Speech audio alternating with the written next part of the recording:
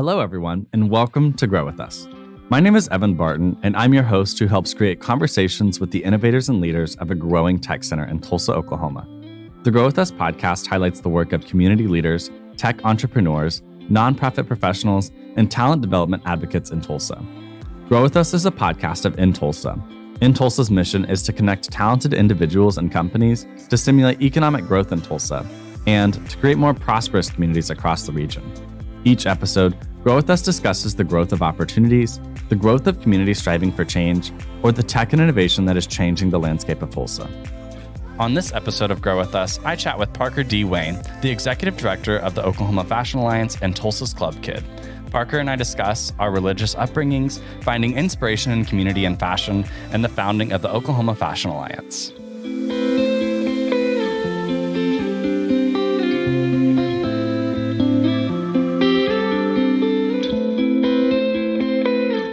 Hello, everyone. Welcome to a special edition of Grow With Us. This is our Pride episode. Happy Pride. Woo, woo.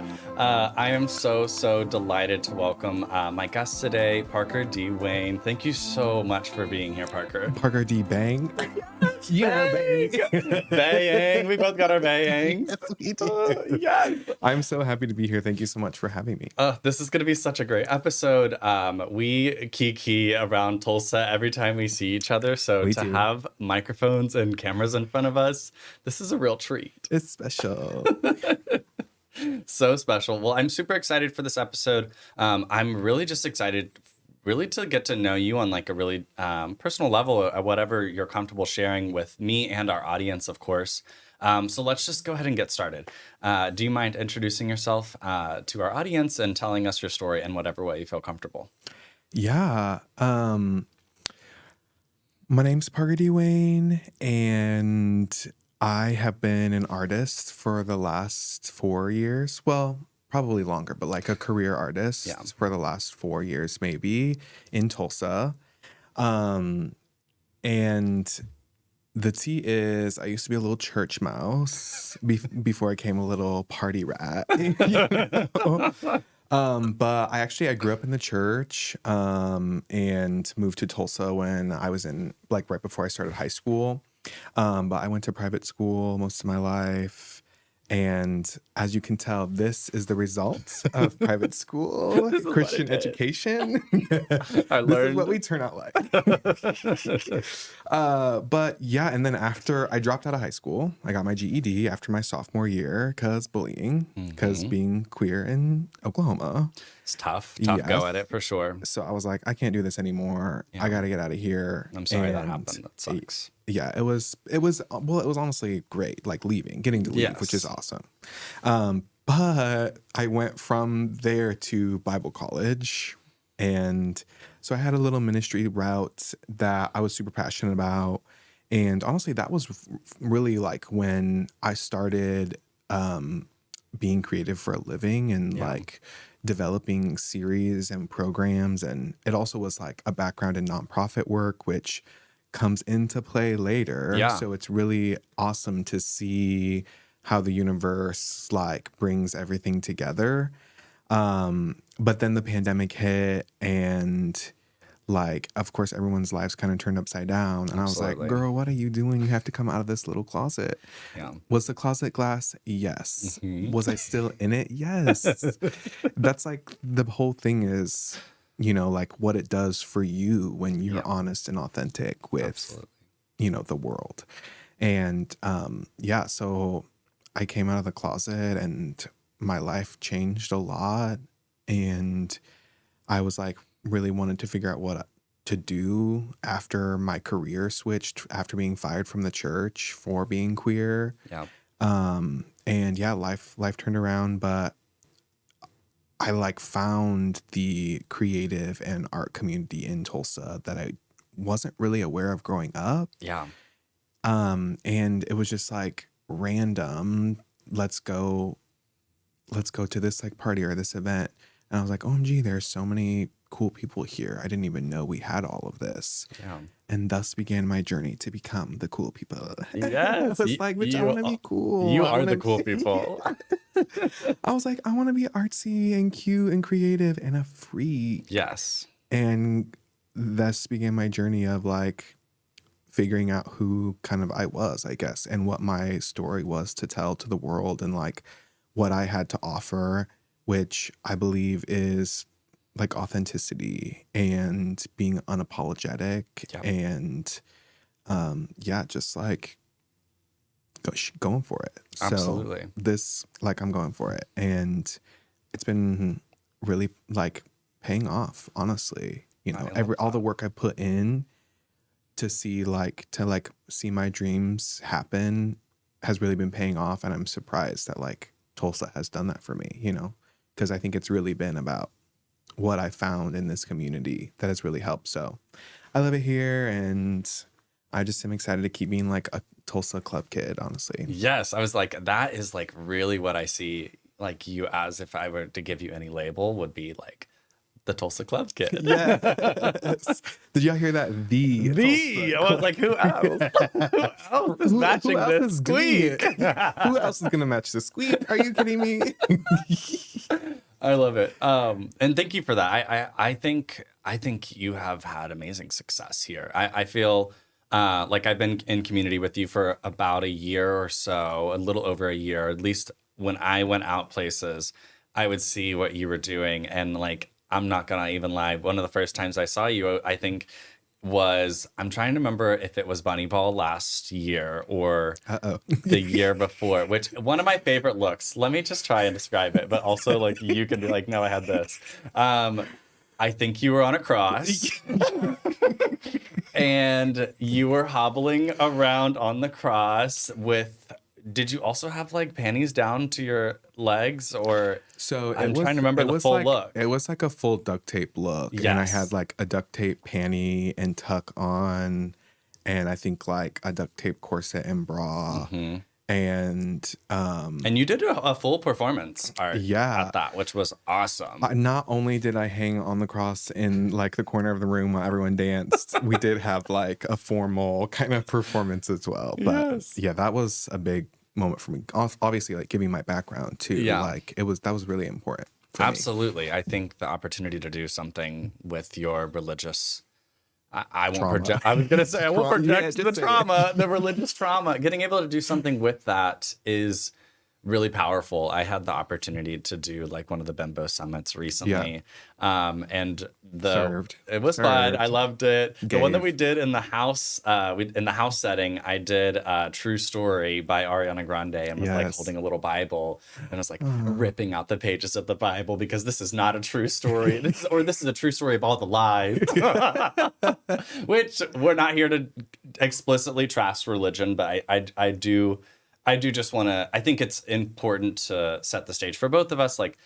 our experiences of being queer and being in the church have created us or have shaped us in a way that I think we look at things a little bit critically. And my cross performance also like was about relating to Jesus. Mm-hmm.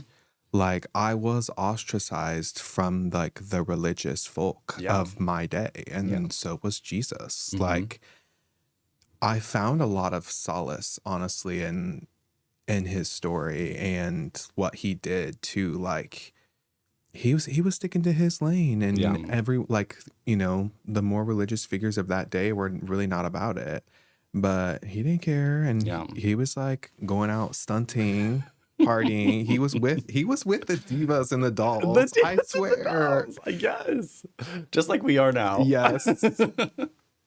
I love that. And I mean, I think what I especially appreciate about seeing you in that space and seeing you whenever I go out is like, what is Parker going to be doing? What is Parker wearing? Like, we're ready. The dolls are ready. And it's almost like you're ready, but then you're not ready because you always subvert the expectation. It's awesome. I so love that. And I love that. I feel like you are giving people in Tulsa the permission to do that same thing by doing it first. by doing it. Well, I don't know if the folks on the camera can see my little knuckles. They say LPBP. Yeah. That stands for Let Parker Be Parker. Yeah.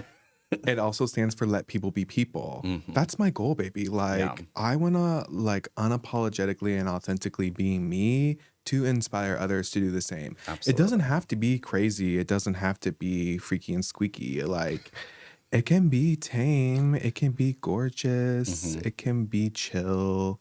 Like, it can be whatever it is, but as long as it's you, that's what's Yes. important. Find the you in all of this. Yeah. Absolutely. Let people be people. I love that. And I think let's talk a little bit more about this like Tulsa experience for you. What is your relationship with Tulsa and how did it start and kind of how has it changed over time for you? Yeah, obviously, like having a really religious background, I like that is a big part of this area of Middle America and like Hmm. the state too. Um, but I think that brought me to a place that really challenged me to dive really deep and find something authentic Yeah. because I was so used to like really expecting a lot out of experiences, I guess. Like Hmm.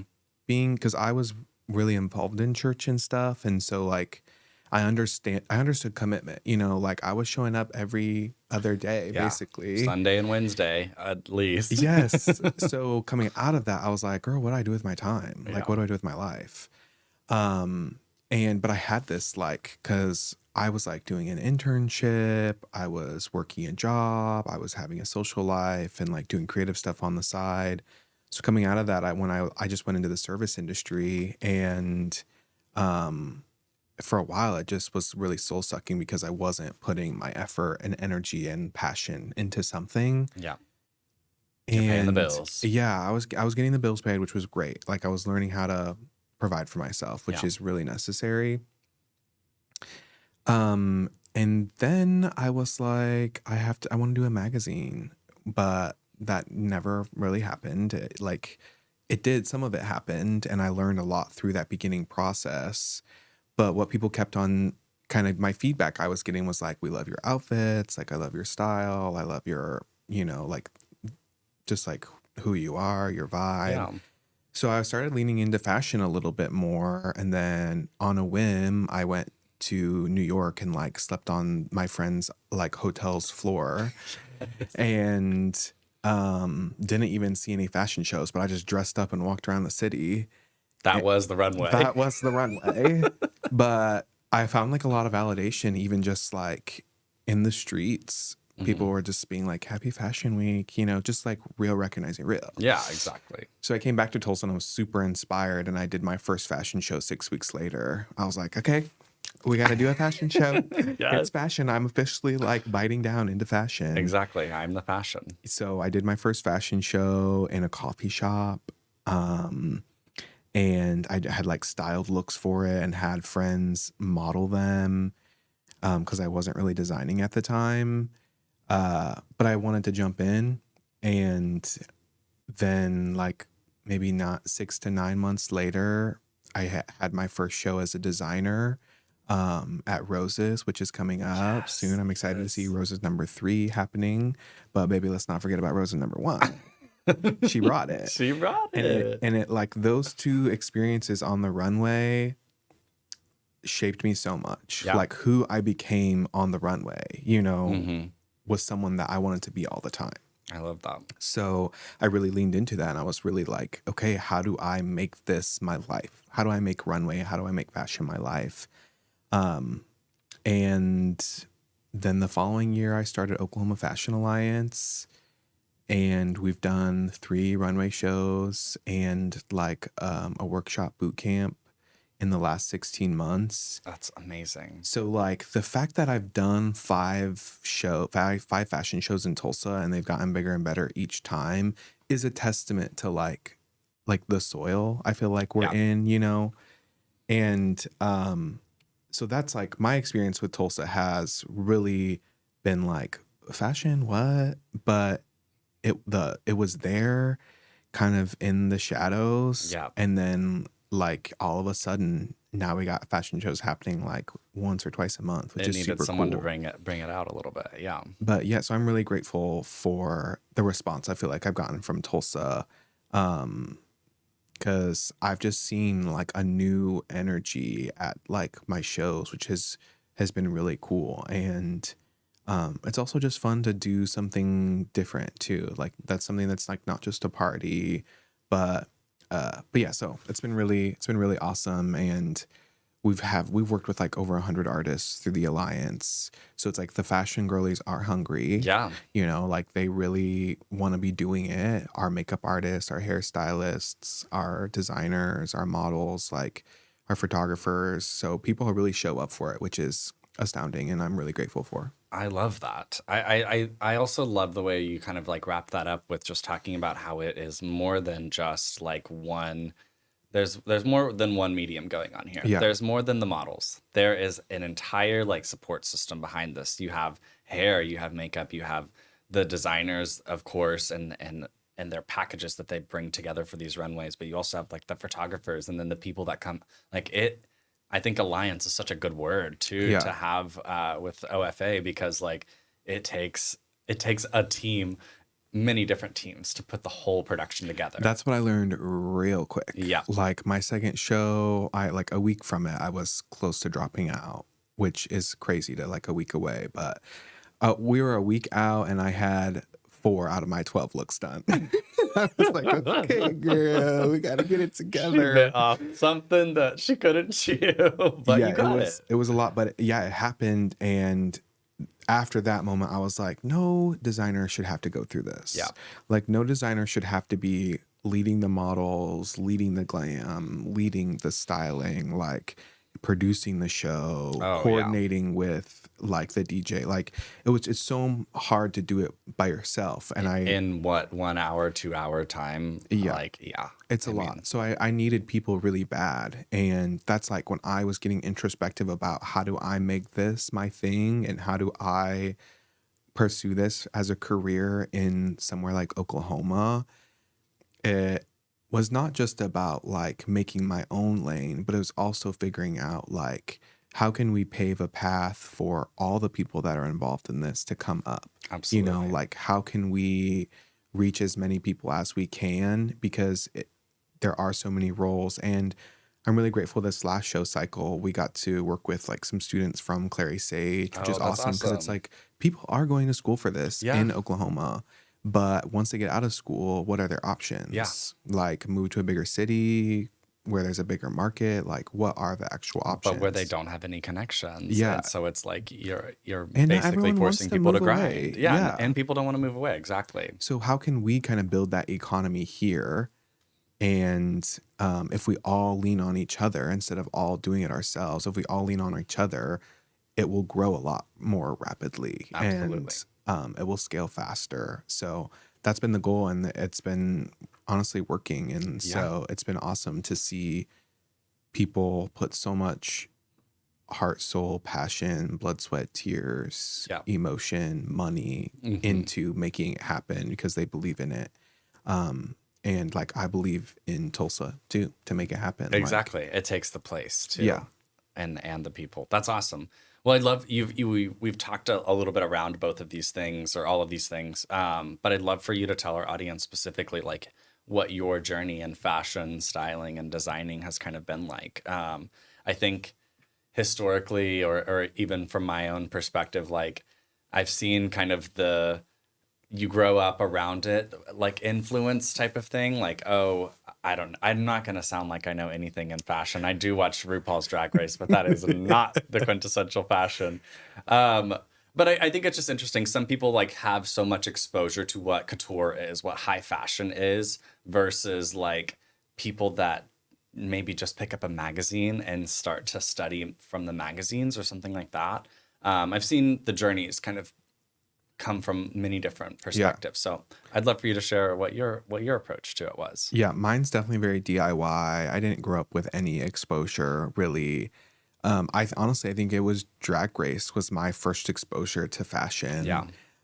In like, I don't know, like 7th grade, 8th grade maybe. And I always loved the runway portions of the show, and it really made me start to learn about shape, texture, color, silhouette, like Concept. yeah, Yeah. totally. So I honestly am very inspired by not just RuPaul's Drag Race, but drag as a whole. Absolutely, Of the like, art. yeah, creating this sense of self that you can step into and become when sometimes maybe you feel like your own identity isn't enough. Yeah. Or like when you feel not enough, it's like you paint it on, you know. Don't stop painting that. until you feel enough. Exactly. Go a little darker too. But yeah, my journey with fashion really started in the thrift stores. Like just being like a theater kid in high school and being like, let's go thrifting. Let's go find some fabric. Yes. But like kind of being exposed to different decades of fashion through vintage clothing and thrifted clothing is where my journey started. And also like I forced myself out of a lot of boxes too, because it would be like, I really like this material, but it doesn't fit me or whatever it may be, or this texture or this color, but it doesn't fit. So I would come back and figure out like what are ways that I can wear this that maybe aren't traditional, but I can still incorporate this texture or this fabric or this color. Yeah. And yeah, I just started experimenting and just having fun and just kind of letting my inner child just play really and not taking it too seriously. And yeah, and it like started from there. I do think like I had a point where I don't know what I was watching, maybe a YouTube video, and it was like unfollow all the influencers, all the comedy accounts or like meme pages, and like only follow designers, only follow models. Curate your feed. Yeah. Yeah. And it was like, you need to live and breathe this. Yeah. And so I started watching fashion shows once a day. I did what they said. Like I maybe doubled my like following count by just like following all the brands, all the people who were working in fashion, and just consumed it to train my eye, you know? Absolutely. And yeah, but it's also been like, it's been all over the place, and like I've had a lot happen in a lot of different areas, but it's also been like, I've been freelance styling for the last 3 years maybe, and a lot of it has been like collaboration to get off the ground and doing things when and where I can. But I've definitely had seasons where I have to kind of prioritize making money or doing something else. But it's been there, and it's still really like what I love to do. But the reality is figuring out, how do I pay my bills first, and like how do I show up for myself and for my people, and then like how do I make what I want to make or like do what I want to do basically. And so that's really what like creating the Fashion Alliance was about too, was if I can create a job for myself and for my collaborators too, like for the people that are on my core team, if this can all be a part-time job for us, we would have more capacity to dedicate towards it. Absolutely. You know? So that's been kind of my goal, is like as executive director of OFA, like a lot of my job looks like spreadsheets and messaging and emailing and showing up to meetings and like fundraising. It's really like admin. It's not as much of me getting to style or design. I do have the opportunity to like mentor people, which I'm really passionate about. Yeah. So I love that aspect of it, but I'm still trying to figure out what are ways that, and I mean, obviously like it's the club for me, like, and that was the same as when I was working like serving jobs too. Absolutely. It's Yeah. like I would be at the restaurant for like 40 to 60 hours a week.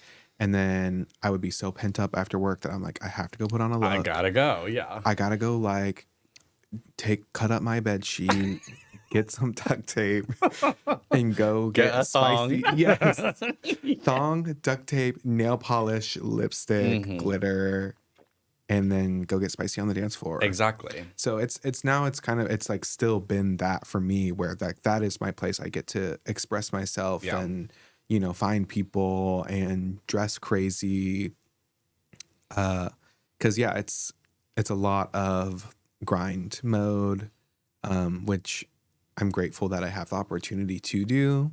But I'm still figuring out like what the balance is Absolutely. of my like solo practice of performance art, writing, Producing shows. yeah, I mean, like so I'm finding time for those things. But yeah, it's been steadily growing, which is great. that And is awesome. yeah, if you ever need a stylist, like I won't make you look like this, I promise. I will make you look like a beautiful version of yourself. Yes. But You could yeah, make me look like I'm trying to match the squeak. Literally. become a Wayne. I dare Exactly. you. Exactly. Um, so one thing that I really love about your particular brand of fashion that I've noticed, and just I'm scrolling on your Instagram to really pull some of these things out, and the consistency is like you love to play with your body in many different ways. Period. Whether whether it's either like a facial hair moment or or the fact that you don't ever trim your facial hair whenever you do any of these looks. I love that. And then also just like what's exposed versus what's not exposed. I see that through line in every single one of your looks. And I mean, personally, I really love it because it really, fashion is not, there's lots of people out there that are going to tell you what fashion is, and Mhm. fashion on the runway, fashion, like couture fashion with these fashion houses and stuff, obviously looks a certain way. And I think that many people that consume or play in the world of fashion are honestly kind of tired of how cookie cutter it might look. And so Yeah. you having the opportunity to like play with that a lot more, I love the freedom that expresses, and also hopefully like you get to feel whenever you construct these looks. It's really a manifestation, honestly. Like it's like an affirmation of like when feeling nervous or insecure, maybe I think sometimes just like the feisty side of me is like, oh yeah, well, what if we just go out with no clothes on? You Exactly. know? I'll be naked Yeah. with a lip. But it's like this response, not just within myself, but obviously to the greater like conversation around um bodies and them like needing to look different because of how many on the runway, because of how many people in real life don't look like that, you Yeah. know? And I just was like, you know what? I'm going to feel gorgeous and beautiful no matter what. Yeah. Like for me, I'm going to like embrace the essence of gorge, Mm-hmm. and I'm going to slay no matter what. You know, I used to really struggle with not like with my body hair or and with my weight. But ultimately, like what was holding me back a lot was myself. Yeah. It was being in my own head. Yeah. And so I love going out in nothing basically and getting to hang out with people like you Mm-hmm. or, other my friends or the queer community or just like people who know what's up. People who And know what's up. and they're like, Exactly. "Yes, you look so fabulous." Like, cuz that's part of what I needed. Yeah. It's like that's part of what I need is to embrace and embody myself and accept myself and go live that out. And then when people like shout you out for that and, encourage you in that, like that's really what helps you kind of realize that confidence within yourself. Mm-hmm. It sometimes feels very much like fake it till you make it. But it honestly didn't take me that long Yeah. to like really realize like, oh no, I am beautiful. Like You stop beauty. faking it. Yeah. Yeah. Because Like it's real. beauty is like a feeling and a sense Mm-hmm. within yourself, and like everyone sees everything differently. And so yeah, like it's not, beauty isn't like objective. And Yeah. so I like really like to play with that and explore those, that's in my work, because it's something that I struggled with for a long time. And it's just like another way to be out of the box, especially Yeah. with like my gender fluidity, to represent that like women don't have to be smooth and hairless Mm-hmm. or have flat tummies or have big boobs Yeah. or have big asses. Like like, you can be a beautiful, hairy, strong, big woman.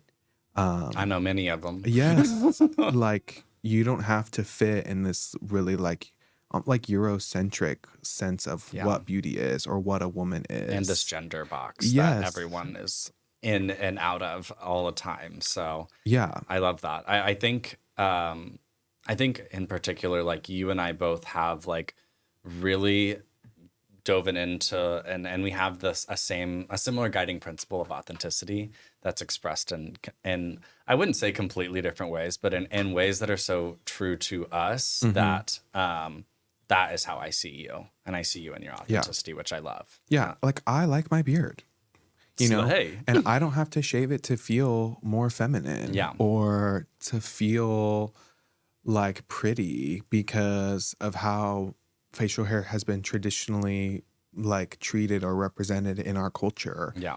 And like expanding past those boxes, those culture boxes, and like what I've been taught by the patriarchy that like this is masc, this is femme, Yeah. this is man, this is woman. Getting to be an example of not fitting in that box, I think people need that to say, like, like maybe I can wear this dress even though it's super tight, or like let me wear my 2-piece bathing suit at the pool. Like you deserve to do whatever you want, Absolutely. Like if you want to show off that bod, if you want to, I don't know. Do it. Do I'm it. saying do it. Yes, do it. So we've name dropped OFA quite a bit, but I'd love for you to kind of give it its time in the sun and talk about the collaborations, the partners, everything that it takes to kind of get this thing off the ground and what it is today. So if you don't mind giving us a little background on OFA. Of course. Like, I definitely, working with people and collaborating with people can be difficult. It can be hard. And I love that you appreciated the use of alliance, because I really wanted to be able to have a safe space where it's like, if you maybe don't have the best relationship with some other person in the community who you end up like being on the same projects with or whatever it may be, that's okay. Like, you don't have to love everyone that you work with. You just have to like treat them with respect and get the job done. Absolutely. And so I wanted it to be a place where people could come together over fashion and put personal differences aside. And we have a really beautifully diverse group, like in all intersectionalities, honestly, which is amazing. We're primarily queer and femme though, which is iconic. And I've loved being able to create a safe space for trans people too, including myself. But yeah, it started in a bank parking lot. Yeah. Because the coffee shop was too full. So I was like, let's go over to that parking lot.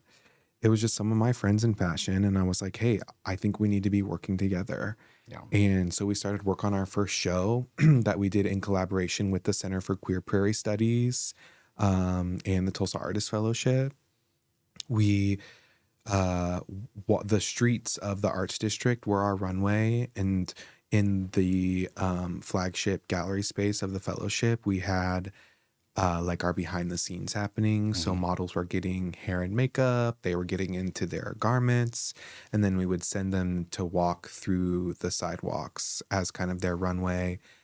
And there was such a cool response. We had a lot of people come out. We had a lot of people say like they've never seen anything like that. It was on a first Friday. So like we were kind of getting just like people were following models back to the gallery. Oh, yeah. And was like, oh my gosh, there's a whole thing happening in here.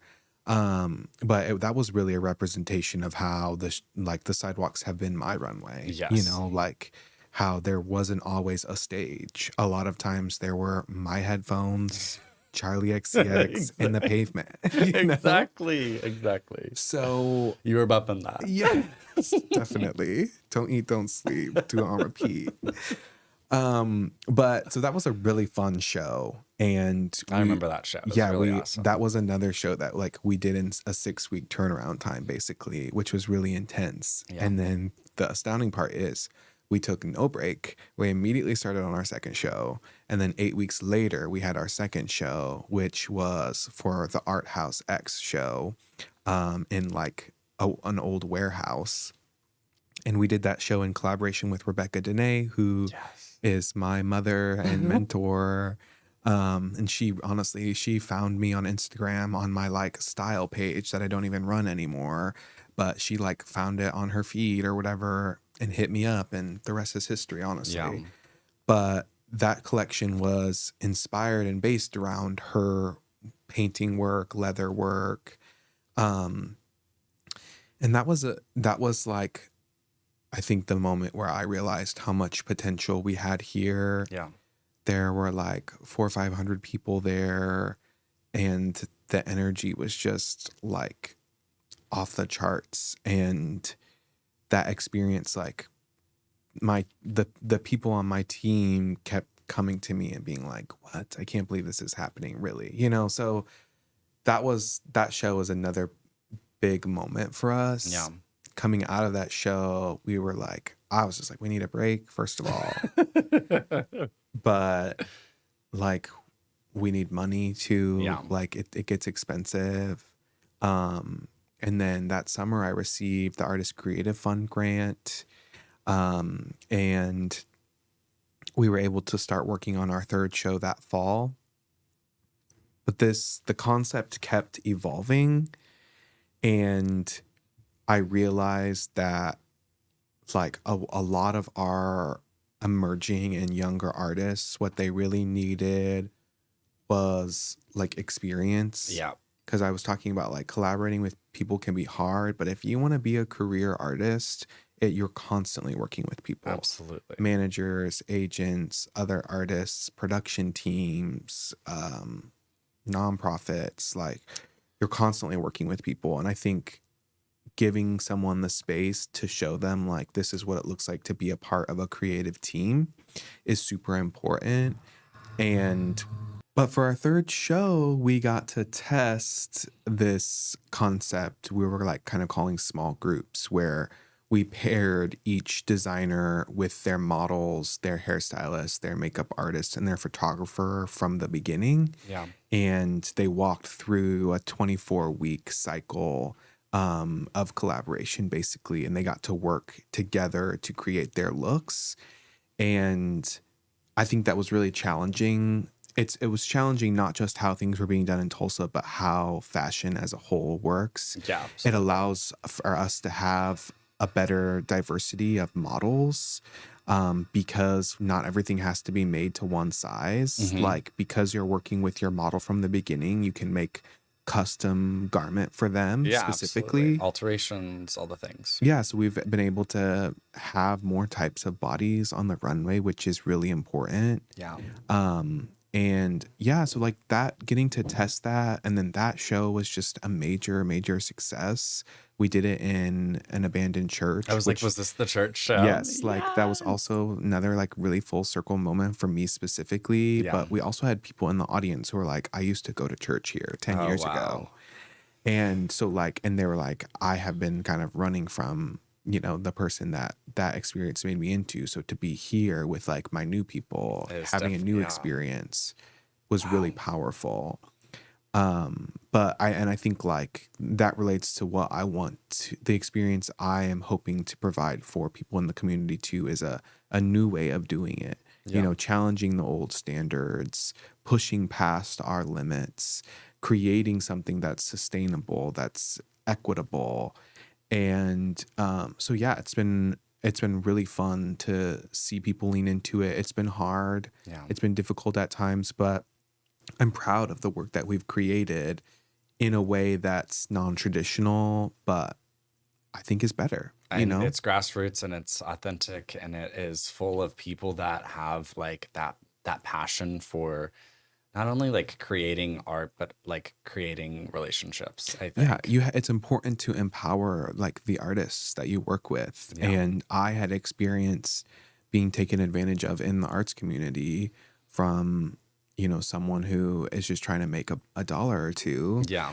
And I really wanted to make the focus on the experience of the artist and how can they benefit from this long term? How can we give them something like more than just a check, and like it is expensive to get everyone paid and we're working on that. And like that's where I want to be, is to be able to contract out everyone we work for. Everyone, yeah. Like so that if you are there for us to help set up, if you are modeling, if you are doing makeup, like the goal is to get everyone paid. Get you your coin, yeah. But not in a way where one person is at the top making all the money and everyone else isn't. Like we're trying to do it in a new way where our core team, like the people that are working on the show part-time to full-time hours, are getting compensated equally, and everyone else that is a part of the show cycle is getting compensated respectively to their role, and not kind of like this big like unbalanced system that's really traditional in capitalism. Absolutely. And like unfortunately we just talked about this earlier, like if people were to learn all their skills here and then go somewhere else, that is the exact system that they would walk into. And like you said, you're trying to create it differently here so that not only are you like fostering and nurturing that talent here through the various programs, but then they have exposure to like something different. And if they do ever go on to those places, maybe they will be the squeaky wheel and be like, this isn't how it's supposed to be. Yeah. Or doesn't have to be the only way that this is. Yeah. Specifically in this industry. So I love that. You're trailblazing. I hope you know that. Thank you. Well, let's wrap up this conversation. I want to provide you the opportunity to really plug anything and everything that you have going on in your life that more people could get involved in if they wanted to. So the floor is yours. Yeah, I'm really excited. I'm working on my first and biggest solo project that I've done in a long time called Prodigal Son. And I'm about to release a survey for queer people in Tulsa. So follow me on Instagram to keep posted on everything that's coming from me and from OFA. If you are interested in booking a session with a stylist, hairstylist, makeup artist, getting a custom garment from a designer, email us at info@oklahomafashionalliance.com. Follow us on Instagram, send us a DM. We have lots of people that would love to work with everyone in town. But yeah, I'm excited. We have a runway happening on July 11th, downtown Tulsa.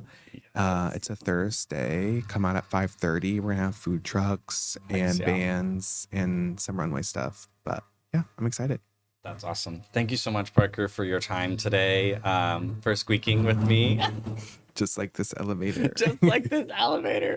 But thank you so much again. I really am excited to share, everything that you've done with your time here in Tulsa and everything that you do with our audience. And just thank you for your authenticity and for everything. Yes, thank you so much.